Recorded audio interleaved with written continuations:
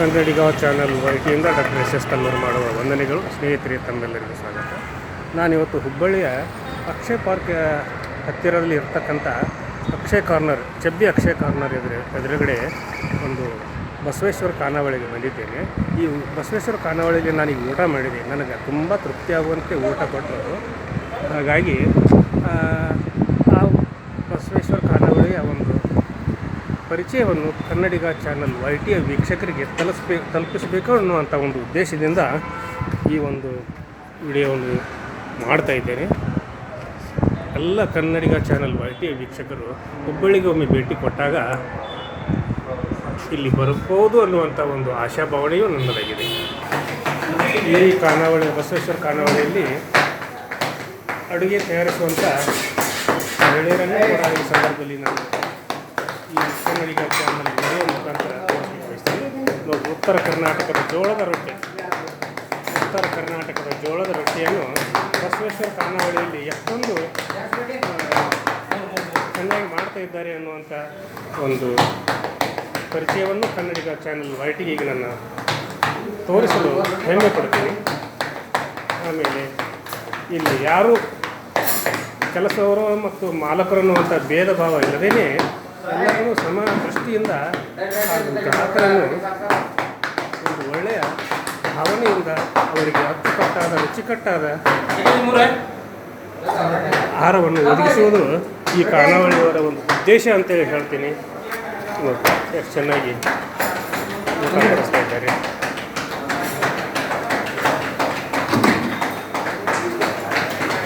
ಆಮೇಲೆ ಇಲ್ಲಿ ಎಲ್ಲವೂ ಕೂಡ ರುಚಿಯಾದ ಊಟವನ್ನು ಈ ಒಂದು ಖಾನಾವಳಿಯಲ್ಲಿ ಸಿಗುತ್ತದೆ ಅಂತೇಳಿ ಎಲ್ಲ ಗ್ರಾಹಕರು ಇಲ್ಲಿ ಒಮ್ಮೆ ಭೇಟಿ ಕೊಟ್ಟಂಥ ಪ್ರತಿಯೊಬ್ಬರ ಗ್ರಾಹಕರು ಕೂಡ ಈ ಒಂದು ಸಂದರ್ಭದಲ್ಲಿ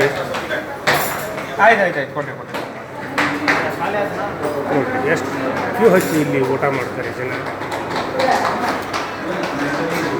ಇಲ್ಲಿ ಬಂದ ತಕ್ಷಣ ಊಟ ಸಿಗುತ್ತೆ ಎನ್ನುವಂಥ ಒಂದು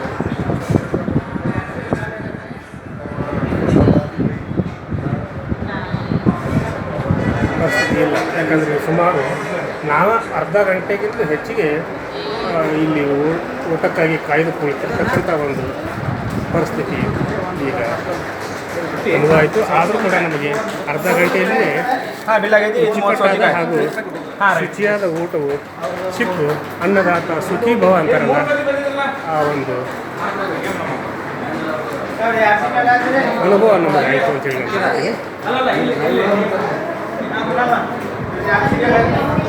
ಎಲ್ಲರೂ ಹೊಟ್ಟೆ ತುಂಬ ಊಟ ಮಾಡಿ ಸಂತೃಪ್ತಿಯಿಂದ ತೆರಳುತ್ತಿರುವಂಥ ನೋಟ ಈಗ ತಾವೆಲ್ಲರೂ ನೋಡಬಹುದಾಗಿದೆ.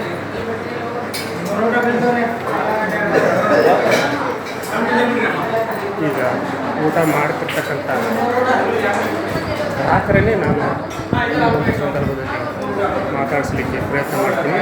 ಆದರೆ ಅವರು ಊಟ ಮಾಡುವ ಸಂದರ್ಭದಲ್ಲಿ ಅವರಿಗೆ ತೊಂದರೆ ಕೊಡೋದು ಬೇಡ. ಎಲ್ಲರೂ ಊಟ ಮಾಡುವಂಥ ಸಮಯದಲ್ಲಿ ನಾವು ತೊಂದರೆ ಕೊಡೋದು ಬೇಡ. ಒಂದೆರಡು ನಿಮಿಷ ಕಾಯ್ದು ಅವರ ಊಟ ಮಾಡುವ ಗ್ರಾಹಕರ ಕಡೆಗೆ ಮಾತಾಡಿಸಲಿಕ್ಕೆ ಬಯಸ್ತೀನಿ.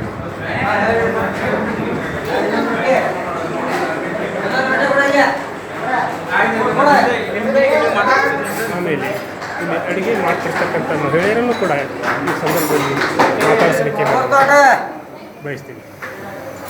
ಒಂದು ಊಟ ಮಾತಾಡೋದು ಏನು ಎಕ್ಸ್ಟ್ರಾ ಇಲ್ಲಿ ಅಮ್ಮ, ನಿಮ್ಮ ಹೆಸರು ಗಂಗಮ್ಮ. ತಮ್ಮ ಹೆಸರು ರೇಣುಕಾ. ನಿಮ್ದು ಹೆಸರೇನು ಮೇಡಮ್? ನೀವು ಎಷ್ಟು ವರ್ಷದಿಂದ ನೀವು ಇಲ್ಲಿ ಕೆಲಸ ಮಾಡ್ತಾ ಇದ್ದೀರಿ? ಮಾಲಕರವ್ರೆ? ಹೌದ್ರಾ? ಈ ಒಂದು ಸಂದರ್ಭದಲ್ಲಿ ಯಾವ ರೀತಿ ನೀವು ರೊಟ್ಟಿಯನ್ನು ಬಡಿತೀರಲ್ಲ, ಅದು ಒಂದು ಕಲಾತ್ಮಕವಾದಂಥ ಒಂದು ಕೆಲಸ ಅಂತೇಳಿ ನಾನು ಭಾವಿಸ್ತೀನಿ.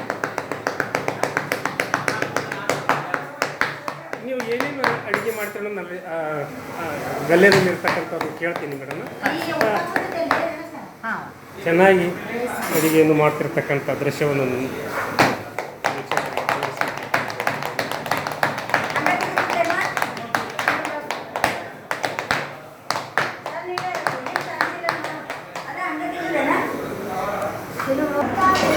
ಪ್ರಯತ್ನ ಪಟ್ಟು ಇಲ್ಲಿ ಅವ್ರನ್ನ ಮಾತಾಡಿಸ್ಲಿಕ್ಕೆ ನಾನು ಬಯಸಿದ್ದೇನೆ.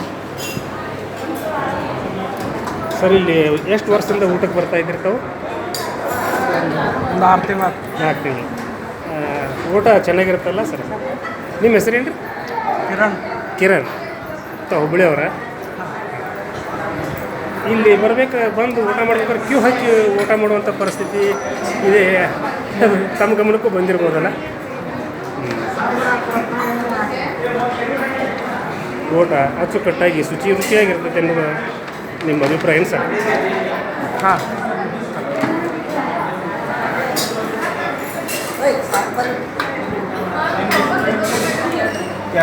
ಎರಡು ಊಟ ಮಾಡಿರಿ.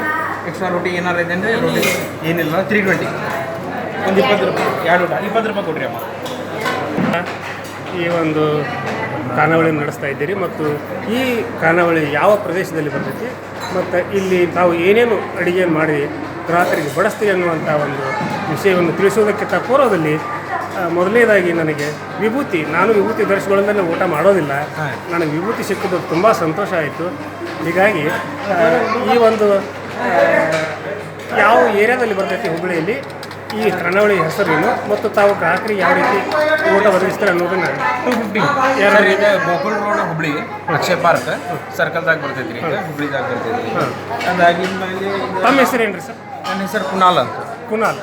ಹಾಂ ಈಗ ಅಲ್ಲಿ ಬರ್ತೈತಿ.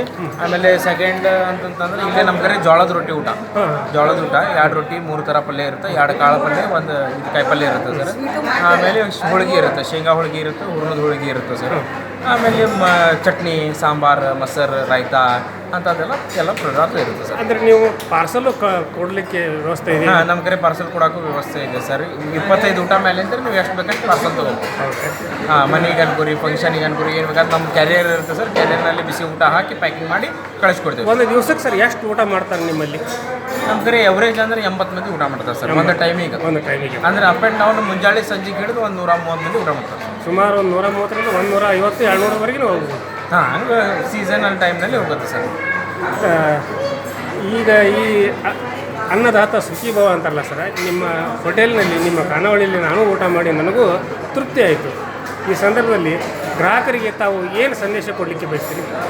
ಗ್ರಾಹಕರಿಗೆ ಏನು ಸಂದೇಶ ಕೊಡ್ಬೇಕಂತಂದ್ರೆ ಮೇನ್ ಅಂದರೆ ಗ್ರಾಹಕರುಗಳು ಯಾವತ್ತು ಸ್ವಲ್ಪ ಈಸಿ ಗೋಯಿಂಗ್ ಇರಬೇಕು. ಅಂದರೆ ಸ್ವಲ್ಪ ತಿಳ್ಕೊಬೇಕು, ಅಂಡರ್ಸ್ಟ್ಯಾಂಡ್ ಮಾಡ್ಕೋಬೇಕು. ಆಮೇಲೆ ಕೋಆಪ್ರೇಟಿವ್ ಇರಬೇಕು. ಈಗ ಒಂದೊಂದು ಸಲ ಹೆಚ್ಚಿಗೆ ಕಮ್ಮಿ ಆಗಿರ್ತೈತಿ, ನಾವು ತಪ್ಪು ಒಪ್ಕೋತೀವಿ, ಅವರು ಸ್ವಲ್ಪ ಒಪ್ಕೊಂಡು ನಡಿಬೇಕು. ನಾನು ಗ್ರಾಹಕರು ನನ್ನಿಂದ್ರೆ ನೀನು ಅಂತ ಹಿಂಗೆ ಯಾವತ್ತು ಅನ್ಬಾರ್ದು, ಹಂಗೆ ಮಾಡಕ್ಕೆ ಹೋಗ್ಬೇಡ. ಸ್ವಲ್ಪ ಗ್ರಾಹಕರು ಅಂಗಡಿದವ್ರ ಜೊತೆ ಸ್ವಲ್ಪ ಮಾತುಕತೆದಾಗ ಇದು ಮಾಡಬಾರ್ದು. ಹೆಚ್ಚಿಗೆ ಕಮ್ಮಿ ಆದ್ರೂ ಅದಕ್ಕೆ ಅಂಡರ್ಸ್ಟ್ಯಾಂಡ್ ಅನ್ಕೊಂಡು ಹೋಗ್ಬೇಕು ಅಷ್ಟೇ ಅಂತೀವಿ. ನಮ್ಮ ಕಡೆಯಿಂದ ನಾವು ಯಾವತ್ತೂ ಬಿಟ್ಟು ಕೊಡೋಂಗಿಲ್ಲ. ಏನಾರು ಸ್ವಲ್ಪ ಮಿಸ್ಟೇಕ್ ಆತಂದ್ರೂ ನಾವು ರಿಪ್ಲೇಸ್ ಮಾಡ್ಕೊಡ್ತೀವಿ. ಹಾಂ, ಇದು ಬೇಡ, ಬೇರೆದು ಕೊಡ್ತೀವಿ, ಬೇರೆದು ಬೇಡ, ಬೇರೆದು. ಸೊ ಹಾಗಾಗಿ ಗ್ರಾಹಕರು ನಮ್ಮ ಜೊತೆ ಹಂಗೆ ಬರ್ತಾ ಏನಂತಾರೆ. ಆಮೇಲೆ ನಿಮ್ಮ ಖಾನಾವಳಿಯಲ್ಲಿ, ಬಸವೇಶ್ವರ ಖಾನಾವಳಿಯಲ್ಲಿ ಎಷ್ಟು ಜನ ಕೆಲಸಗಾರರು ಇರ್ತಾರೆ? ನಮ್ಮ ಕಡೆ ಸರ್ ಈಗ 6ರಿಂದ 8 ಮಂದಿ ಕೆಲಸಗಾರರು. ಹಾಂ, ತುಂಬ ರುಚಿಕಟ್ಟಾದ ಹಾಗೂ ಅಚ್ಚುಕಟ್ಟಾದ ಒಂದು ಊಟವನ್ನು ಒದಗಿಸಿಕೊಟ್ಟ ನಿಮ್ಮ ಖಾನಾವಳಿಗೆ ದೇವರು ಒಳ್ಳೆಯದು ಮಾಡಲಿ. ಈ ಸಂದರ್ಭದಲ್ಲಿ ಸಮಸ್ತ ಹುಬ್ಬಳ್ಳಿ ಹಾಗೂ ಹುಬ್ಬಳ್ಳಿಗೆ ಬರ್ತಿರ್ತಕ್ಕಂಥ ಪ್ರತಿಯೊಂದು ಗ್ರಾಮದ ಜನರೂ ಕೂಡ ಒಮ್ಮೆ ಈ ಒಂದು ಅಕ್ಷಯ ಪಾರ್ಕ್ ಎದುರುಗಡೆ ಇರ್ತಕ್ಕಂಥ ಬಸವೇಶ್ವರ ಖಾನಾವಳಿಗೆ ಒಂದು ಭೇಟಿ ಕೊಟ್ಟು ಇವರ ರುಚಿಯಾದ ವಿವಿಧ ಥರದ ಆಹಾರವನ್ನು ಕೊಡ್ತಿರ್ತಾರೆ. ಅದನ್ನು ತಾವೆಲ್ಲರೂ ತೃಪ್ತಿ ಪಟ್ಟು ಊಟ ಮಾಡಿ ಹೋಗ್ಬೇಕಂತೇಳಿ ಕನ್ನಡಿಗ ಚಾನಲ್ YT ಮುಖಾಂತರ ನಾನು ಗ್ರಾಹಕರಿಗೆ ವಿನಂತಿಸಿಕೊಳ್ತೀನಿ. ಧನ್ಯವಾದಗಳು ಸರ್.